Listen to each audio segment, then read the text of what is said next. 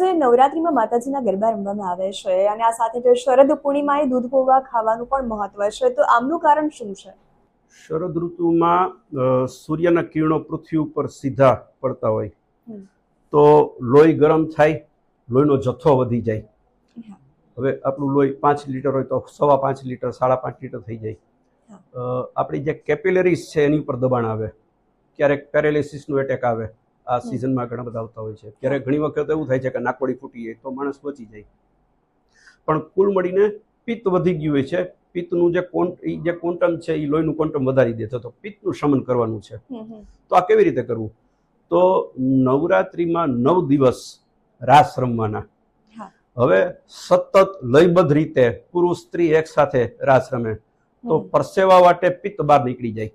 તો જે pyruvic acid છે, લેક્ટિક એસિડ છે, સોડિયમ ક્લોરાઇડ છે, બધું બહાર નીકળી જાય, પિત્ત ઘટી જાય. હવે સ્ત્રી પુરુષ સાથે રમતા હોય તો મર્યાદાનો ભંગ ના થાય એના માટે વચ્ચે શક્તિની સ્થાપના કરવામાં આવે. તો આ એક ખાસ છે. આ સિવાય શરદ પૂર્ણિમા તો પિત્ત વધે છે તો પિત્તનું શમન કરવા માટે શું કરવું? પતાસા ખાવા, ખીર બનાવી, રાત્રે દૂધ પૌવા અગાસી ઉપર રાખીને મોડે સુધી ફરવાનું. આ જે 15 દિવસ છે એમાં રાત્રે મોડે સુધી ફરવું એ પણ પિત્તનું શમન કરે છે. માથામાં વેણી નાખવી એ પણ પિત્તનું શમન કરે છે. આ બધા પિત્તનું શમન કરવાના જ પેલા છે. તો શરદ ઋતુમાં થાય છે એવું કે એ રોગની માતા છે. શરદ ઋતુમાં સૌથી વધારે રોગ થાય.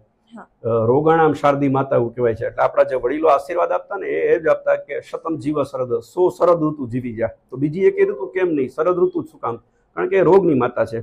તો આ સમય દરમિયાન નિયમિત રીતે રાસ રમવા, શરીરમાંથી પિત્ત બહાર કાઢવું, માથામાં વેણી નાખવી, મધુર સંગીત સાંભળવું, મોડે સુધી ચાંદનીમાં ફરવું, દૂધ પૌવા ખાવા, બધું પિત્તનું શમન કરવાનું કામ છે.